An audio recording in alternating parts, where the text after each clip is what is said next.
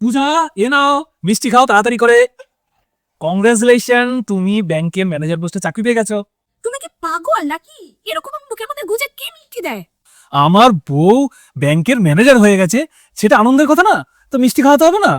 তুমি আমাদের বাড়ির নাম উজ্জ্বল করেছো। ব্যাংকের ম্যানেজার আমি হয়েছি, অনেক কষ্ট করে আমি এই চাকরিটা পেয়েছি, তাতে আপনাদের এরকম আনন্দ পাওয়ার কি আছে?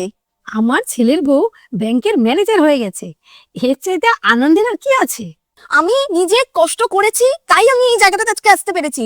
এর মানে কিন্তু এটা না যে আমি আপনাদের জন্য কিছু করব। আমি কিন্তু আপনাদের জন্য কিচ্ছু করতে পারবো না। আমার ছেলে তোমার এই পড়াশোনার জন্য কত কিছু না করেছে। ও করেছে তো নিজের স্বার্থের জন্য করেছে, ভেবেছে একবার চাকরি পেয়ে গেলে অনেক মোটা অঙ্কের টাকা পাবো। আরেকটা কথা, আমি আর জাস্ট একটা মিনিট ওই ঘরে থাকতে পারছি না, আমি বেরিয়ে যাব। আর আপনার ছেলের মতন এরকম একটা অকর্মণ্য অযোগ্য ছেলের সাথে আমি অ্যাটলিস্ট থাকতে পারবো না।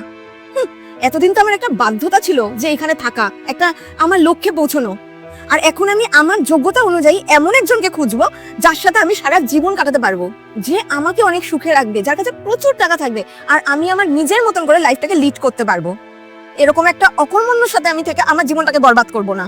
তোমার জন্য আমার ছেলে কত পরিশ্রম করেছে, কত খরচা করেছে, আর আজকে তুমি নিজের পায়ে দাঁড়িয়ে ওকে অপমান করছো।